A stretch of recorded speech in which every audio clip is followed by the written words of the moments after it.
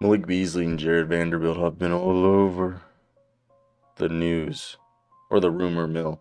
But that's not what we're talking about. We're actually talking about Malik Beasley and Jared Vanderbilt in a good way, I guess, because they've been you basically explained as packages. But this is a deal where a team's sought. Most of the times, it's allegedly the Jazz are offering Malik Beasley and Jared Vanderbilt, or a team just wants Malik or just wants Jared. But this is a team that wants both of them. And what's happening here is we're hearing the Knicks want Malik Beasley and Jared Vanderbilt. And this is a deal that they could get done easy. They have all their picks. And I think this is them being like, look, OG Anunoby's too expensive. Okay. And Tim MacMahon is reporting that Gersson Rosas works in the Knicks front office. And he's the one who traded for Beasley and Vanderbilt. And Beasley's a high volume 3-point shooter that a lot of teams are interested in. So let's just sit here for a second and talk about the fact that this is a very easy deal for the Knicks to get done. You could argue that one first round pick, maybe a second protected, but I would do one first round pick and 2 second round picks. All right. I think that's a pretty good deal. And you look at it right here, you say, how about this? All right. Derrick Rose. Actually, I take this back. Let's send them Evan Fournier.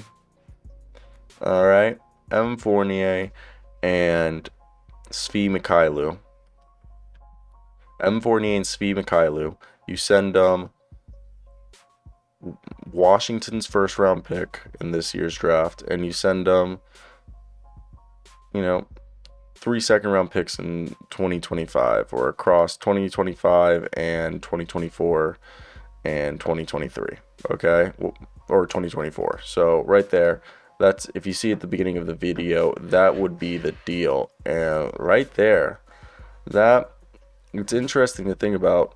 Would they be fine with that if giving up Malik Beasley for 3 second round picks and 1 unprotected first round pick?